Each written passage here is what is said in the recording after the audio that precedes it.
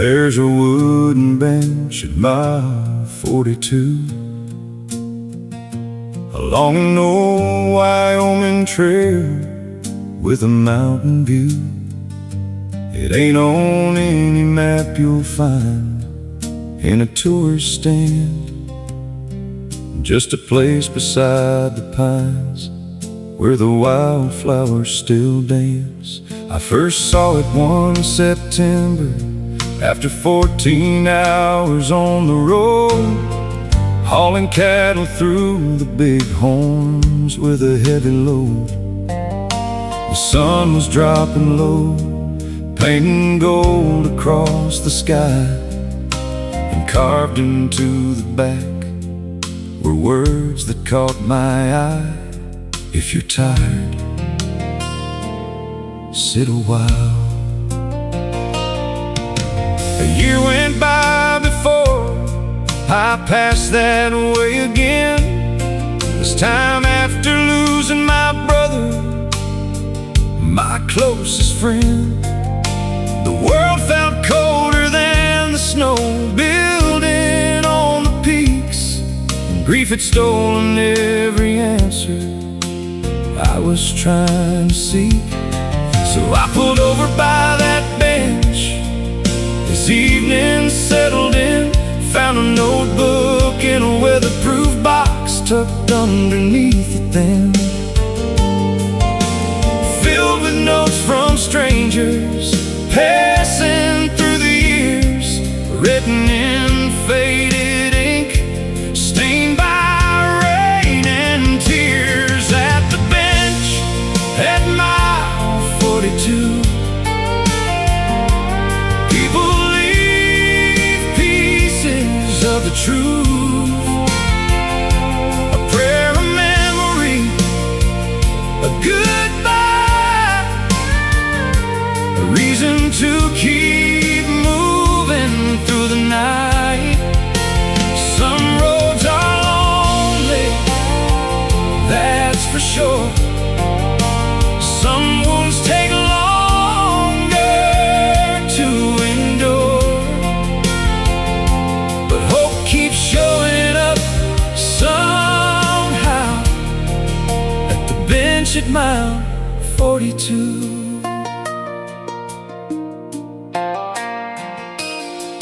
One note came from a trucker who beat cancer in the spring. Another from a young girl learning what forgiveness means. A widow wrote about her husband and the stars he loved to see, and every page somehow felt like it was speaking straight to me. I sat there till the moon rose high above the mountain line, reading stories from strangers who had survived their hardest times. Then I took my pen and wrote my brother's name inside. For the first time since he left, I didn't feel alone that night. At the bench at mile 42, people leave pieces of the truth,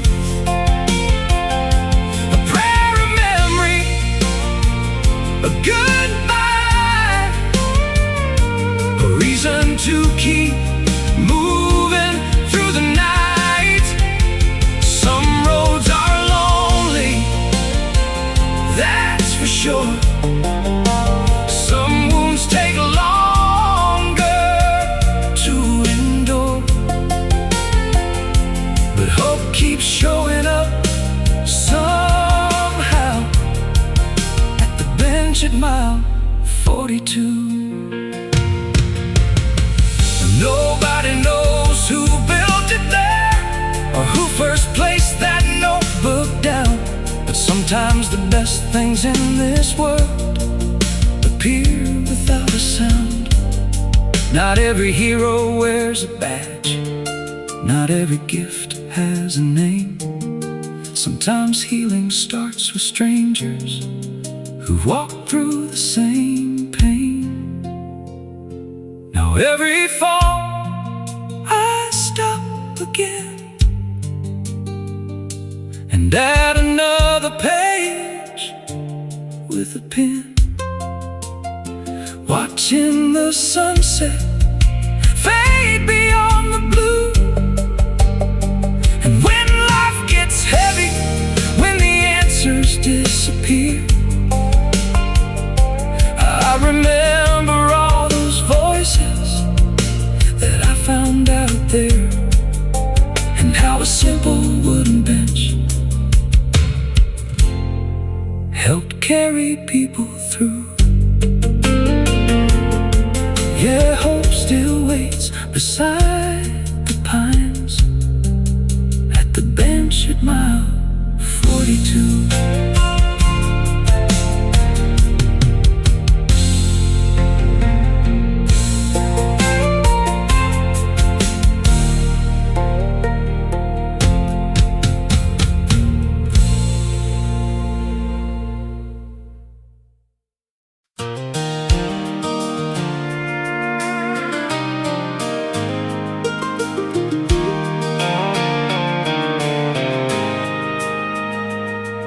The scoreboard lights were flickering above the 50-yard line. October wind rolled through the stands on a cold Nebraska night. I sat alone on the top row where I used to hear them cheer. Now the bleachers felt a little bigger with every passing year. There was a time I wore that jersey with my number on the back. Thought Friday nights would last forever underneath those stadium lamps. But life moves faster than a fastball, and stronger than your plans. One day you're chasing glory, next day you're shaking working hands. Now I punched the clock at sunrise at the grain mill by the tracks. Got 2 kids who wear my old cleats and a mortgage on my back. The mirror shows a little gray where the dark used to be, and the dreams I thought I'd lost are staring from the stands at me. My oldest boy ran on to the field wearing number 23. Same nervous smile I used to hide before the referee's whistle blew for me. And suddenly I understood what all those years were for.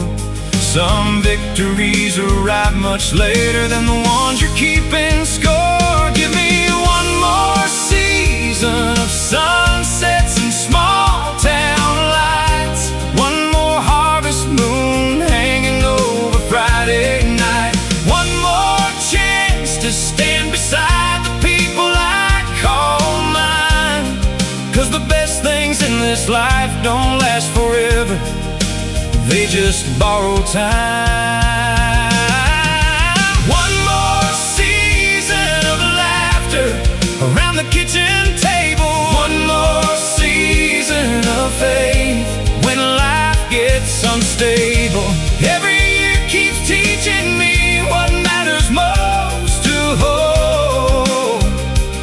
You don't count your life in trophies, you count it in the souls. The game was tied in the 4th quarter with 2 minutes left to play. My boy threw a pass downfield and the whole town lost its mind that day. The crowd erupted like thunder rolling across the plains. But what hit me harder was the pride running through my veins. Afterward we drove home slowly beneath the starry sky. He talked about the winning play while I just smiled and drove. Because someday he'll leave this town and chase a dream beyond these roads. And when he does, I hope he learns the thing I finally know. Give me one more season of sunsets and small town lights, one more harvest moon hanging over Friday night, one more chance to stand beside the people I call mine.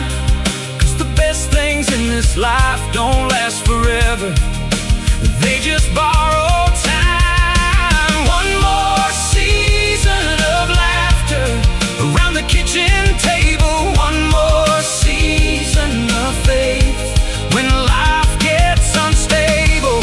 Every year keeps teaching me what matters most to hold. You don't count your life in trophies, you count it in the souls. The wheat turns gold and falls away. Winter comes and spring returns again. The years keep rolling like a train, but every season leaves a gift behind. When the final whistle blows, I won't remember every score. I'll remember who was standing there when I walked through every door. So give me one more season of ordinary days, one more sunrise shining through the window's dusty haze, one more Sunday church bell echoing through the air, one more chance to tell my family just how much I care. One more season of memories still waiting to be made. One more season watching children slowly find their way. And when the good Lord calls me home beyond these fields of gold, I'll thank Him for the seasons more than anything I own.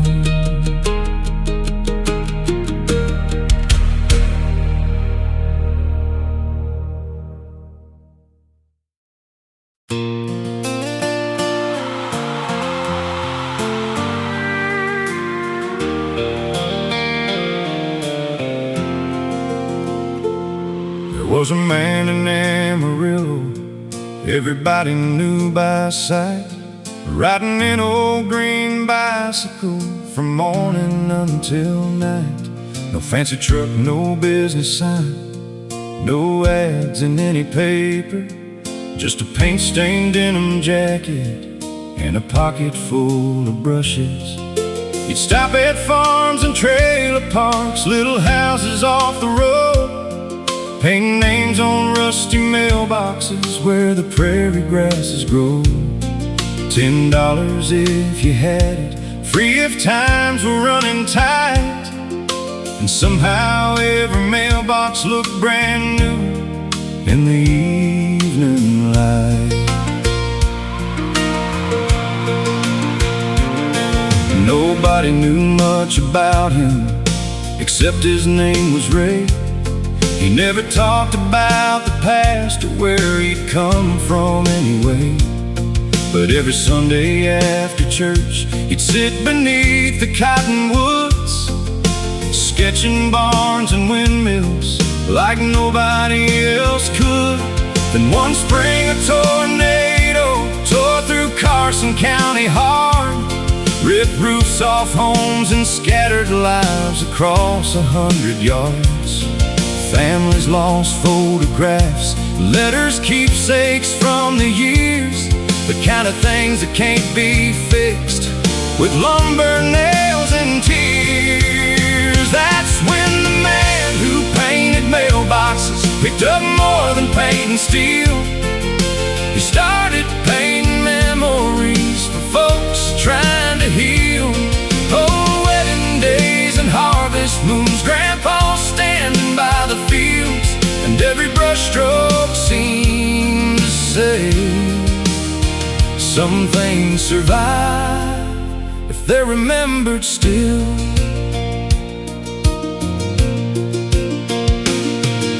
For months he worked inside the church from sunrise until dark, turning faded snapshots into pieces of the heart.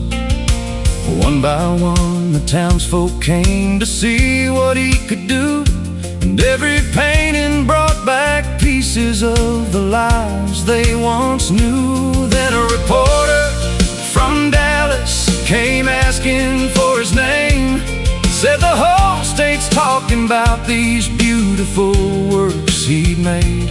Ray just smiled and shook his head, said the story ain't about me. It's about helping people hold on to what they thought they'd never see. Yeah, the man who painted mailboxes picked up more than paint and steel.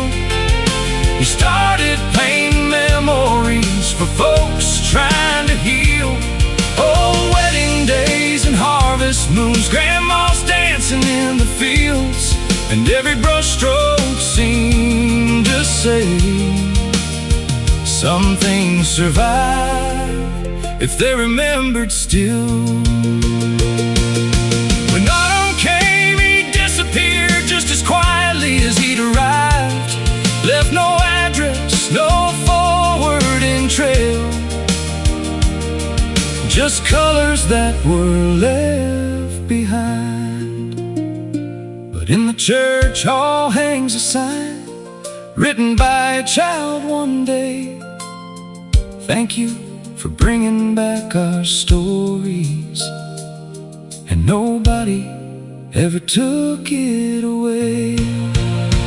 Now every mailbox down those roads still shines beneath the Texas sky.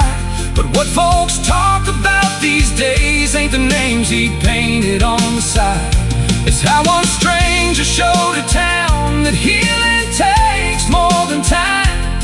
And sometimes the richest people in the world leave everything behind.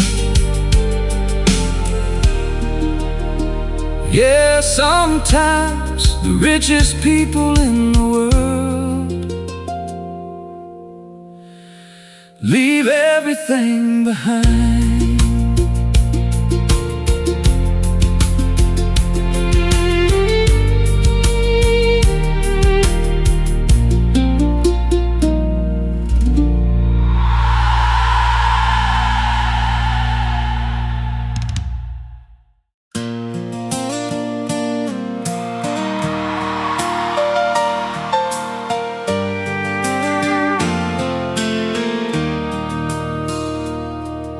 The auction sign went up in June beside the county road, right where my granddad carved his name in a cedar fence post. 80 years of Oklahoma dirt, 3 generations deep, was gonna leave our family when that auctioneer would speak.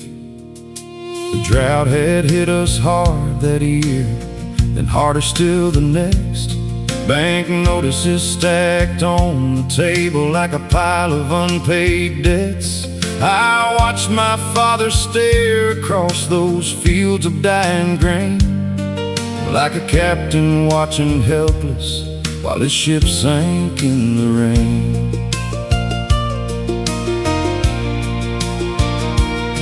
By auction day the whole town came, pickups line the lane, neighbors leaning on the fences. Underneath the sky of gray, the tractors stood like soldiers, waiting for a final call. And every tool inside that barn held memories on its walls. The auctioneer climbed on the trailer, cleared his throat and smiled, started reading numbers fast, while Mama held back tears. And from the crowd old men stepped up, folks I'd known my whole life through. And one by one they started doing something nobody expected them to do. When the auction bell rang loud that day, the town stood up instead of walking away. They bought the plows, they bought the trucks, then handed every piece right back to us. And I learned right there beneath those clouds, a man ain't rich because he's proud. He's rich because when times get rough, there's a town behind him strong enough.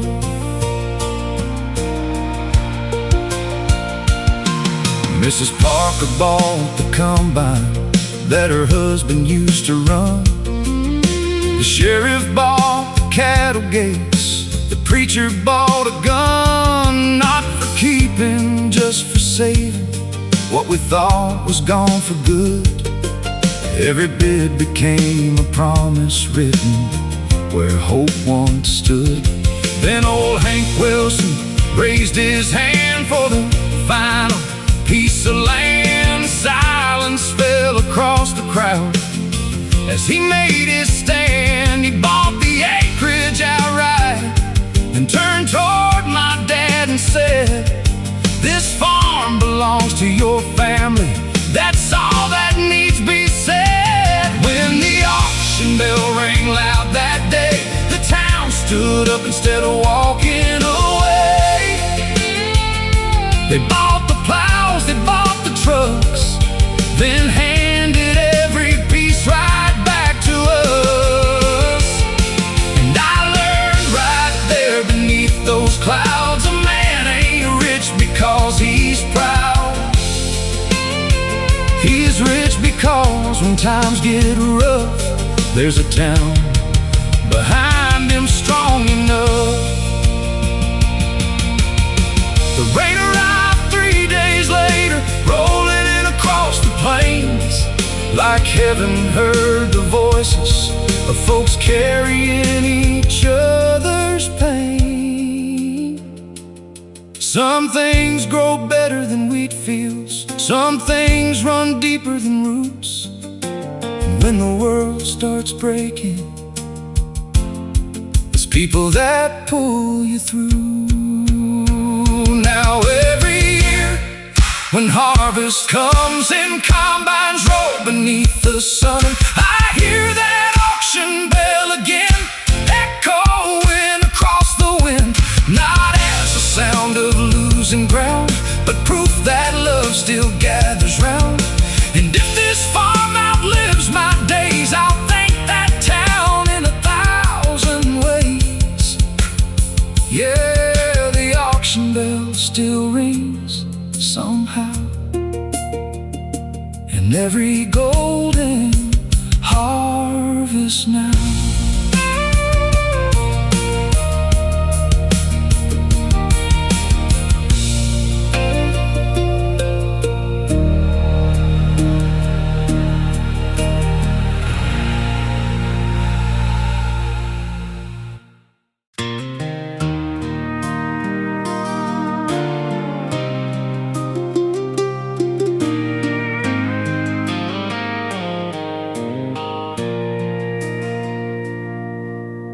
Windmill on Miller Road still turns above the field, just like it did back in '98 when life felt strong and real.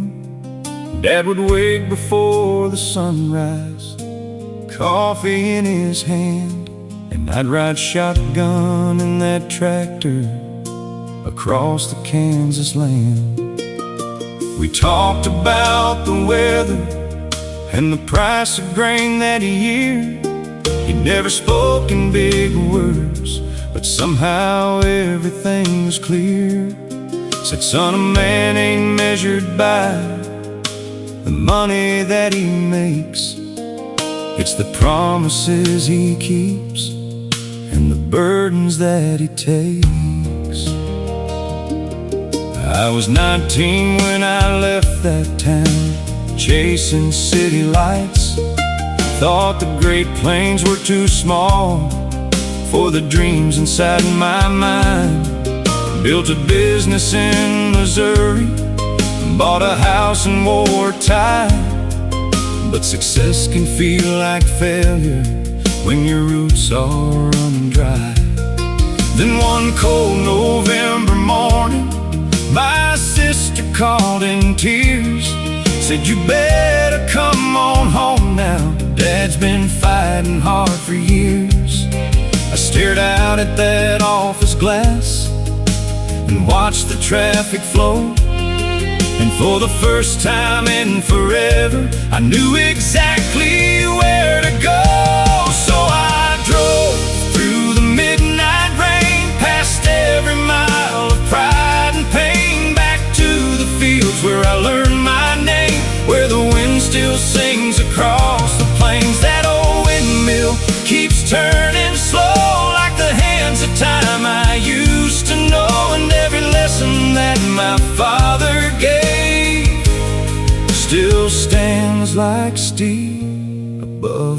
days.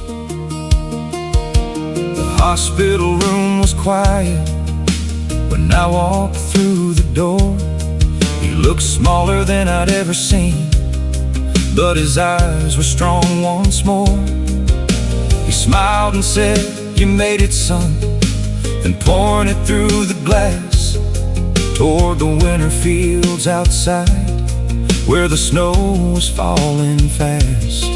We didn't talk about regrets or all the years gone by, just watched the clouds move over Kansas beneath the fading sky. He squeezed my hand and whispered low, "The farm will need your care."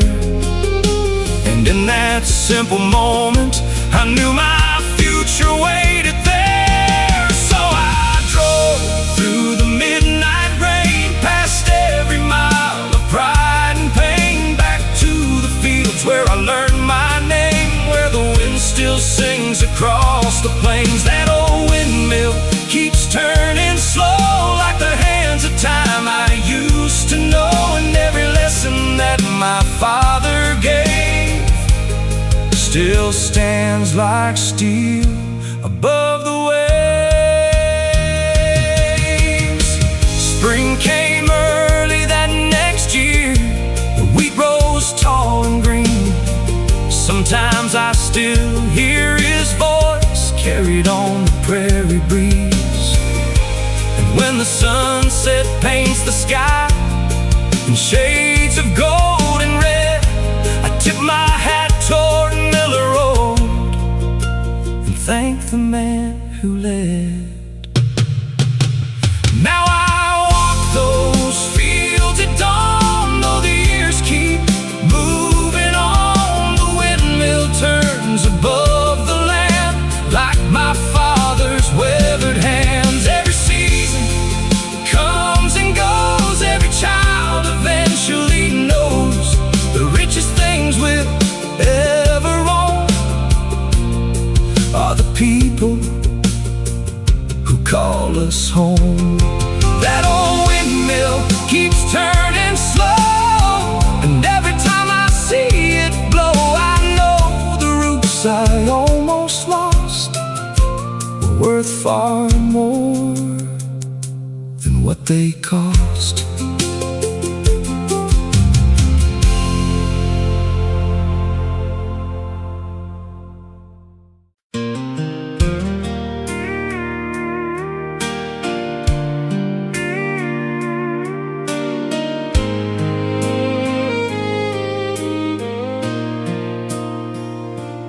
Murphy's Cafe off Route 66.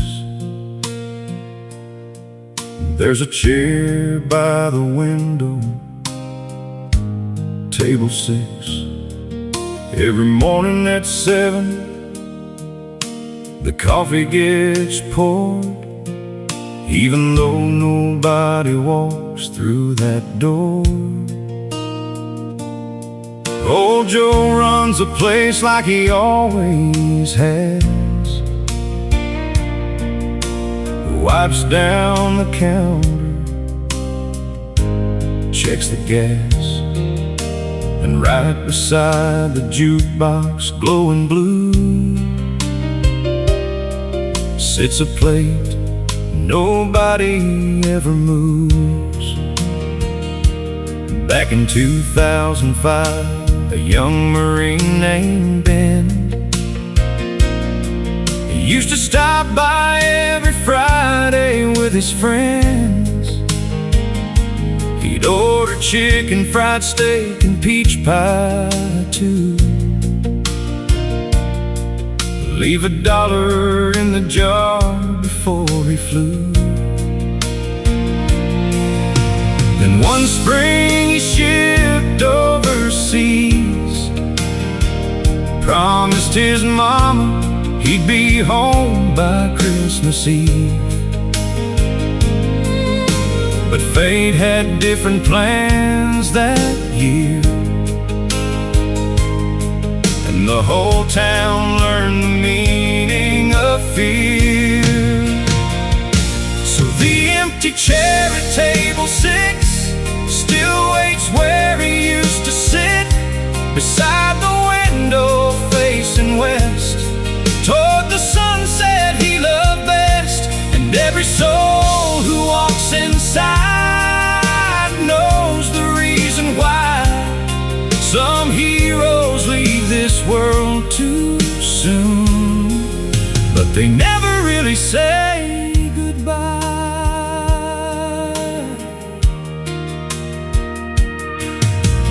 Years rolled by like freight trains in the night. Kids grew up and the town changed with time. The old gas station closed, the hardware store moved on, but that chair stayed right where it belonged. Then one July afternoon, a little boy asked why his grandpa always tipped his hat when he walked by. The old man smiled and pulled up a seat and told a story every child should keep, about the empty chair at table 6 still waiting where he used to sit, beside the window facing west, toward the sunset he loved best. And every soul who walks inside knows the reason why some heroes leave this world too soon, but they never really say goodbye. No statue stands in that small town square, no headlines carry his name anymore, but sometimes the strongest monuments are the ones behind ordinary doors. A cup of coffee, a faded photo, a place nobody dares replace, because memory lives a little longer when love is given space. And the empty chair at table 6 still waits where he used to sit, while the morning sun spills through the glass, and another year quietly passes. New faces come, old faces go, that's how life unfolds. But every heart that learns his story carries a piece of him forward. Yeah, the empty chair at table 6 ain't empty after all.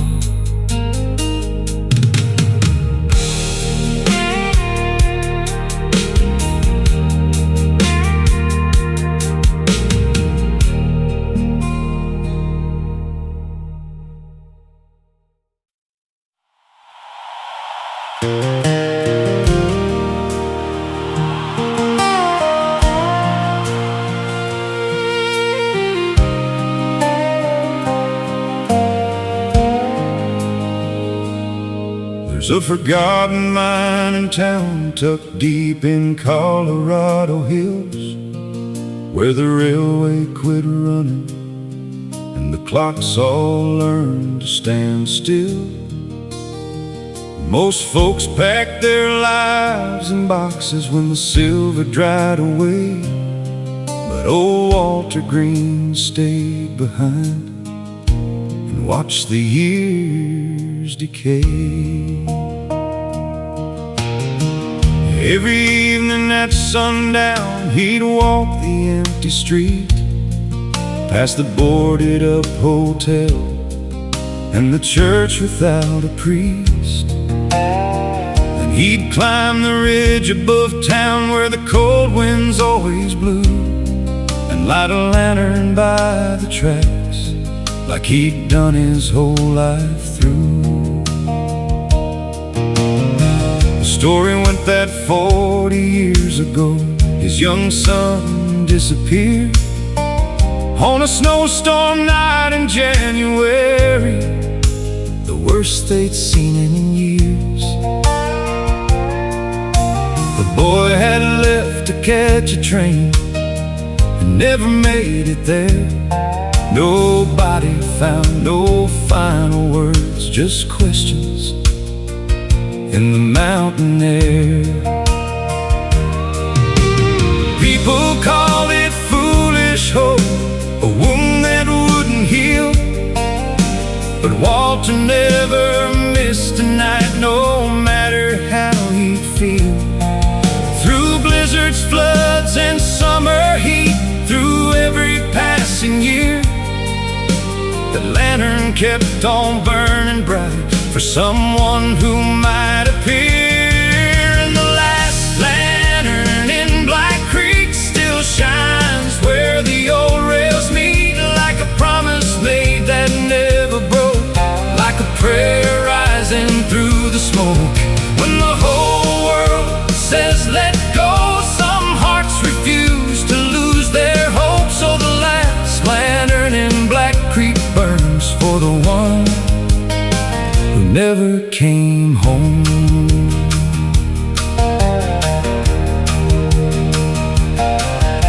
Then one October evening, when the aspens turned to gold, a stranger stepped off a freight train looking tired, gray and old.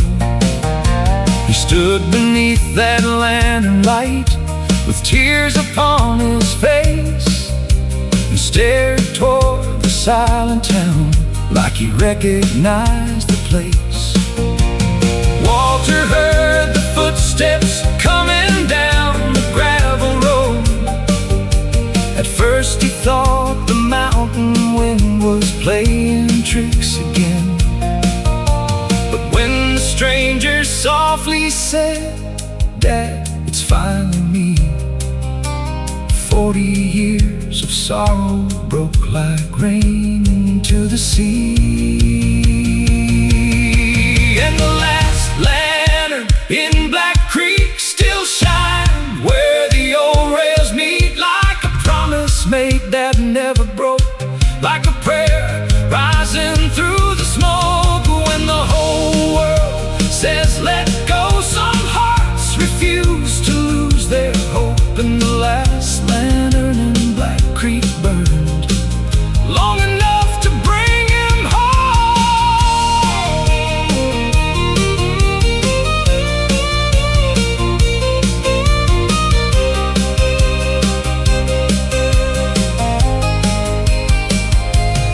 No one ever learned the whole story, where the years had taken him away.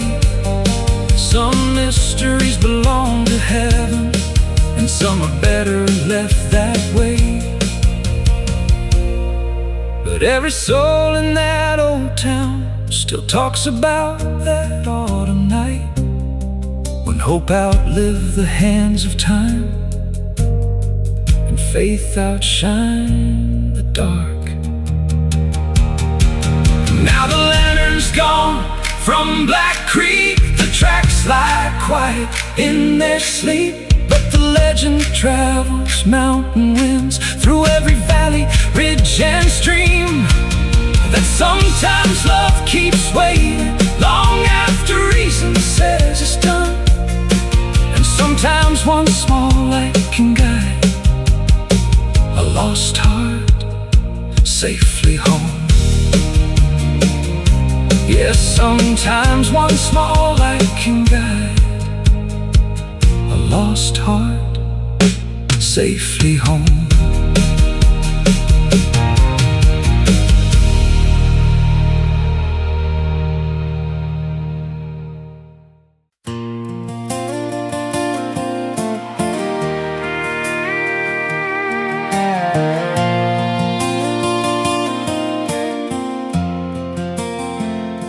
The morning fog was hanging low on the Blue Ridge line.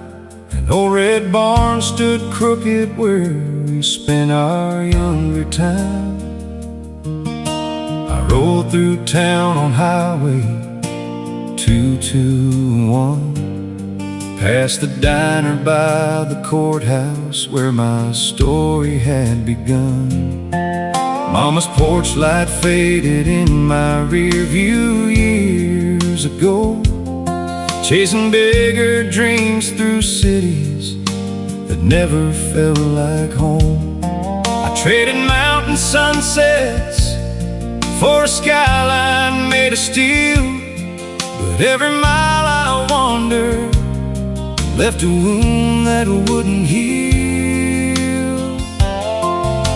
I worked the night shift winters in the cold Tennessee rain, carried more regrets than dollars, riding freight trains through the pain.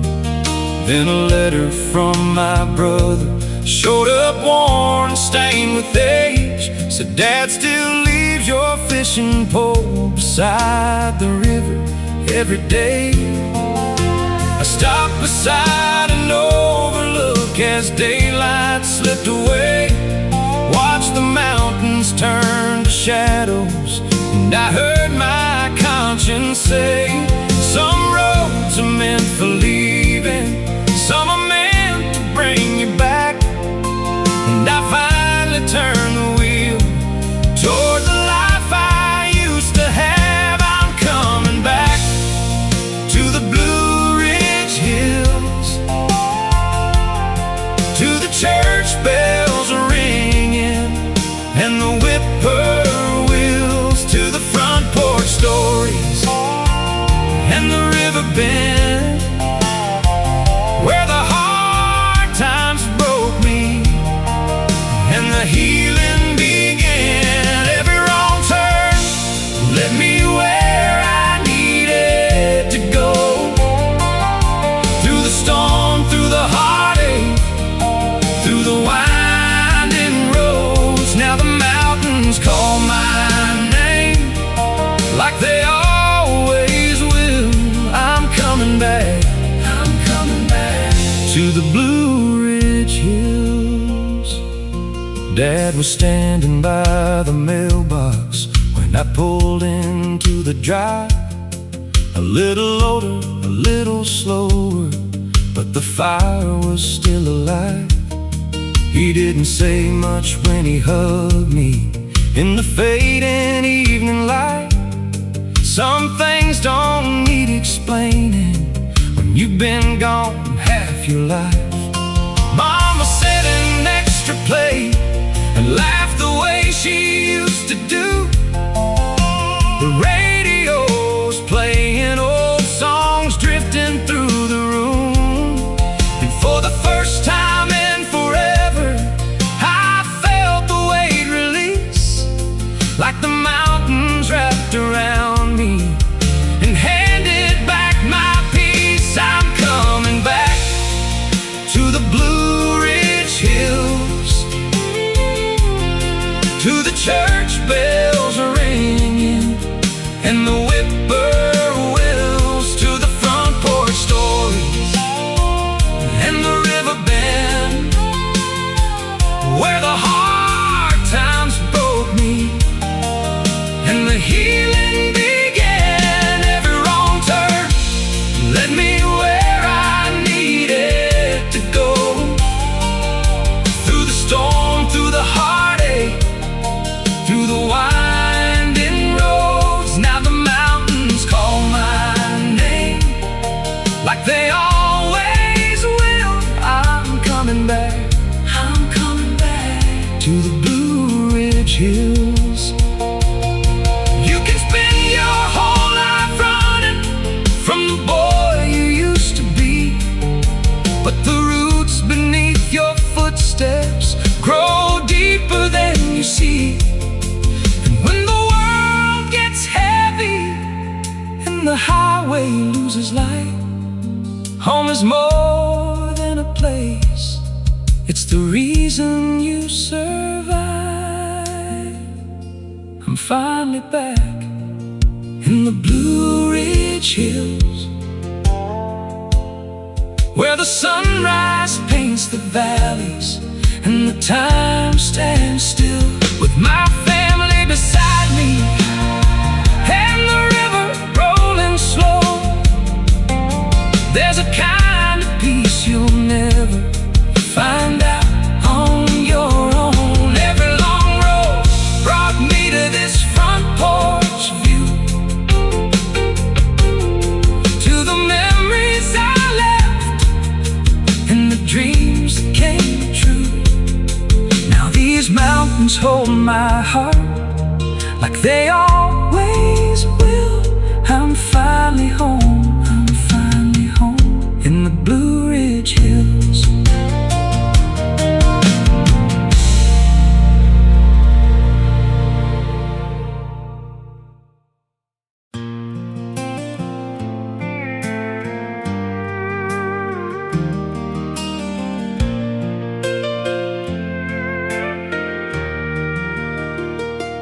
Bought an old farmhouse outside of Lexington, white paint peeling off, porch leaning toward the sun.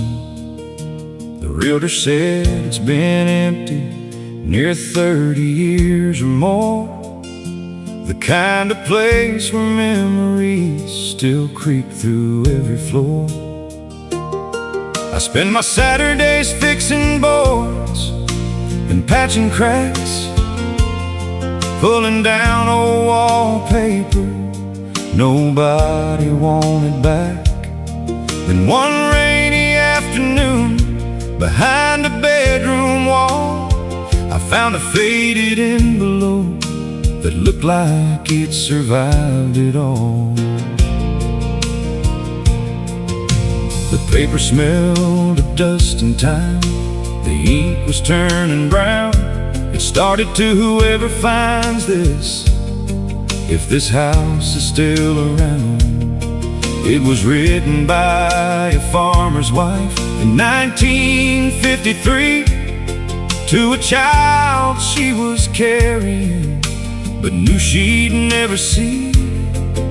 She wrote about the dog they had, the willow by the creek, how his father sang while working and prayed before he'd sleep. She said if life gets hard someday, don't let bitterness take a root. The strongest hearts are often grown where storms have passed on through. And I read every word by the light of a lamp, like a voice reaching out through the years and the dust, from a woman I'd never know, in a world long gone away, still finding a way to say, hold on to the people you love. Don't wait too long to speak,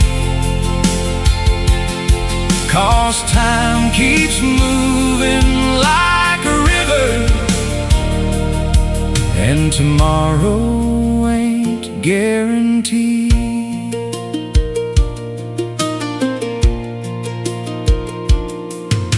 I couldn't stop thinking about that letter for days, so I started digging through records, old archives and names.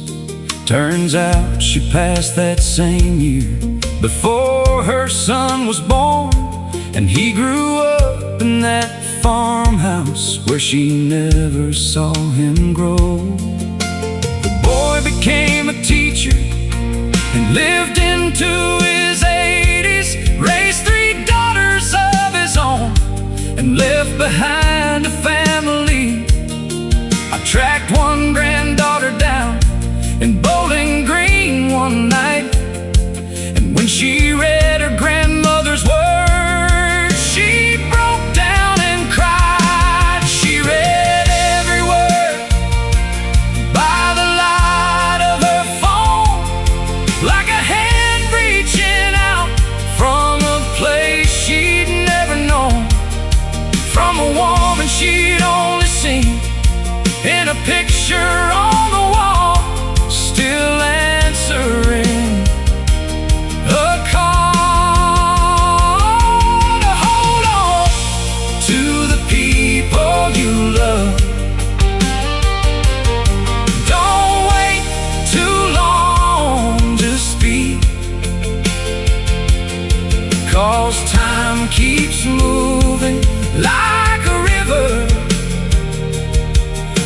tomorrow ain't guaranteed. There's 100 ways to leave your mark. Most of them won't make the news. Sometimes forever starts with paper and the truth you choose to leave behind. The house still stands beside the willow, the creek still runs the same, and now that letter rests inside a frame where no one will forget her name. Yeah, I keep those words beside the door where I can read them when life gets hard. A reminder that we're all connected by the stories in our hearts. And long after these walls are gone, long after I'm gone too, maybe somebody else will find a piece of hope hidden in the things we leave behind. Yeah, a piece of hope hidden in the things we leave behind.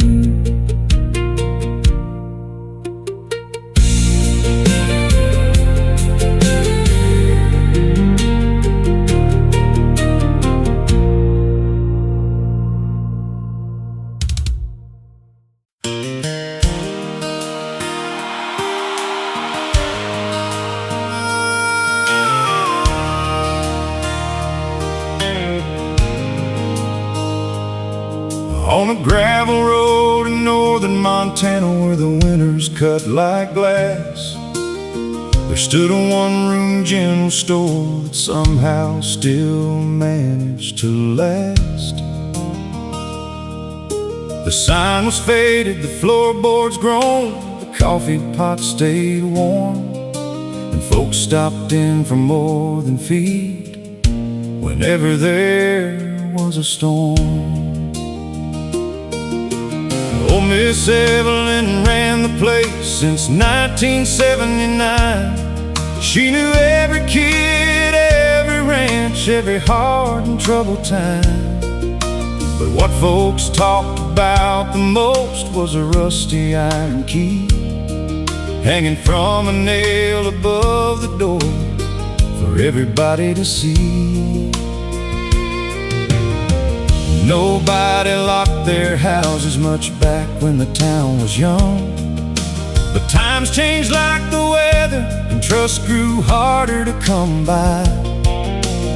Still that key stayed hanging there through every passing year, and if you asked Miss Evelyn why, she'd smile and say it's here.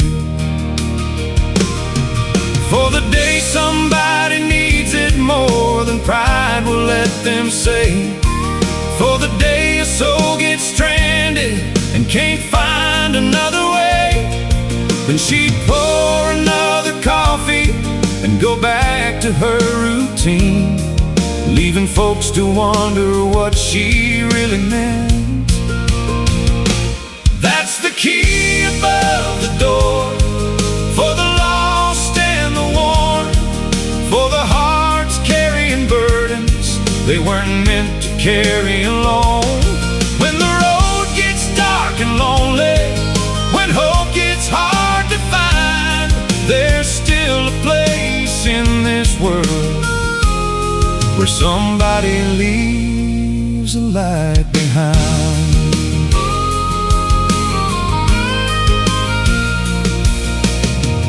Then came the blizzard of '08, the worst anybody knew. Wide walls of snow swallowed fences, trucks, and every familiar view. A ranch hand named Miguel got caught 30 miles from town. His engine quit, his radio died, and the temperature kept dropping down. By pure luck, he found the store near midnight in the storm. The windows dark, the streets deserted, not another soul around. But there beside the entrance, hanging where it always had been, was that rusty iron key and a note tucked underneath. It said, if you're reading this tonight, come inside and get warm. There's soup in the freezer, blankets in the back room. Pay it forward when you can. That's the key above the door, for the lost and the worn, for the hearts carrying burdens they weren't meant to carry alone. When the road gets dark and lonely, when hope gets hard to find, there's still a place in this world where somebody leaves a light behind. The next spring folks gathered around and asked Miss Evelyn why. She said, my daddy taught me something before the day he died. He said, kindness ain't kindness if it waits for recognition. The best things people do are usually done unseen. Now the key above the door still hangs where it hung before, and travelers tell stories about what that little town stands for. Not the mountains or the cattle, not the rivers running wide, but the simple faith that somebody will help you through the night. Yeah, the key above the door still leaves a light behind.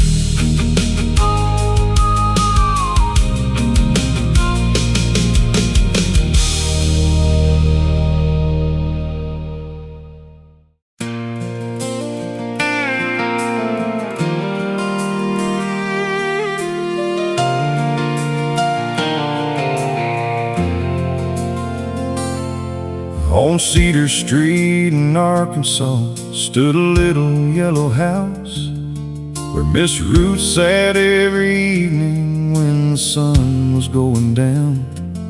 She'd stitch beside the front porch swing with a basket at her feet, adding patches to a quilt nobody had ever seen complete.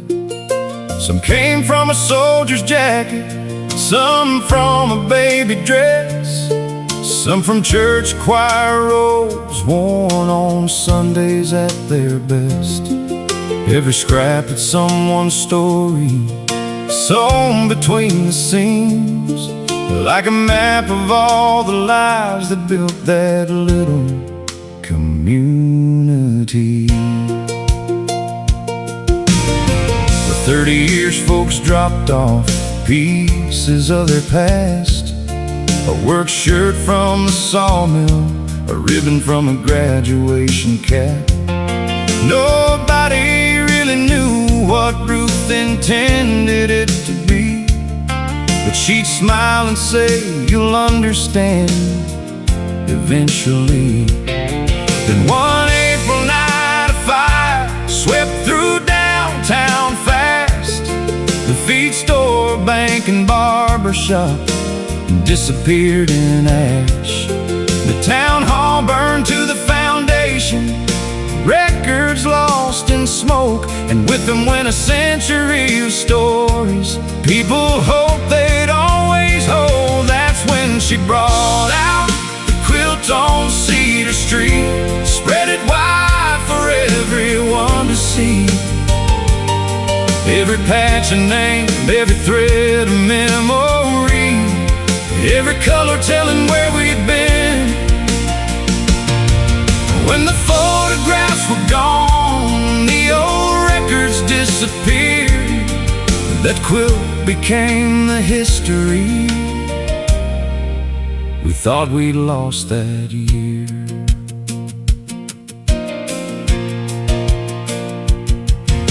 The mayor stood there speechless as she laid it on the floor. More than 2,000 pieces stitched from door to door. Children found their grandparents, old friends found generations hidden in the fabric she'd saved. There was a square from the first schoolhouse built in 1932, a piece from a wedding tablecloth everybody knew. And when folks saw their stories there, something changed inside. They realized a town ain't buildings, it's the people tied together through time. That's what lived inside the quilt on Cedar Street. Every laugh and every defeat, every harvest, every storm, every dream, woven into something bigger than a single memory. When the photographs were gone, the old records disappeared, that quilt became the history we thought we'd lost that year. Miss Ruth passed away that winter at 94 years old. But before she left, she wrote a note, folded careful in the quilt's old folds. It said, the strongest threads are people, the cloth is only cloth. Take care of one another, and you'll never truly be lost. Now the quilt hangs in a museum built where the old town hall once stood, and school kids stop and stare a while, like every generation should. They see more than scraps of fabric, more than colors stitched with care. They see the heart of a small town story still hanging there. Yeah, the quilt on Cedar Street still holds us all together.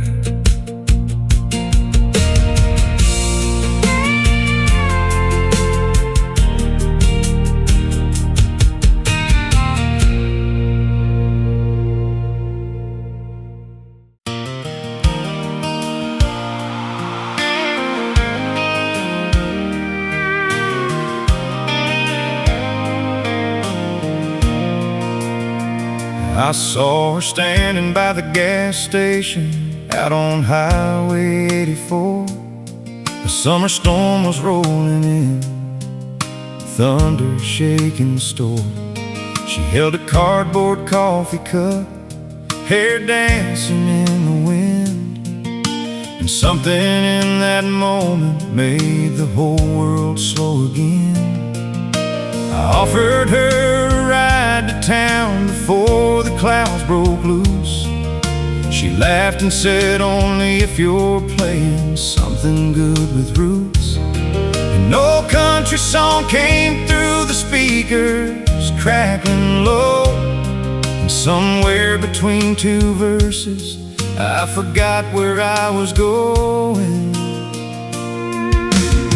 We spent that Friday driving roads that barely had a name, crossing little county bridges while the sky poured down like rain. She told me about Georgia and the dreams she left behind. I told her how I'd built these walls one heartbreak at a time. The windshield wipers kept the beat as evening settled in, and every mile beside her felt like a place I'd never been. Not because the road was new, but because she made it shine like sunlight breaking through a storm I'd carried for a long time. Now every time the rain comes down, I hear her laughing through this town, like a melody drifting from an old FM. And I fall in love all over again. She turned gray skies into gold somehow, made forever feel like right now. Every drop that hits this roof tonight still whispers her name in the rain outside.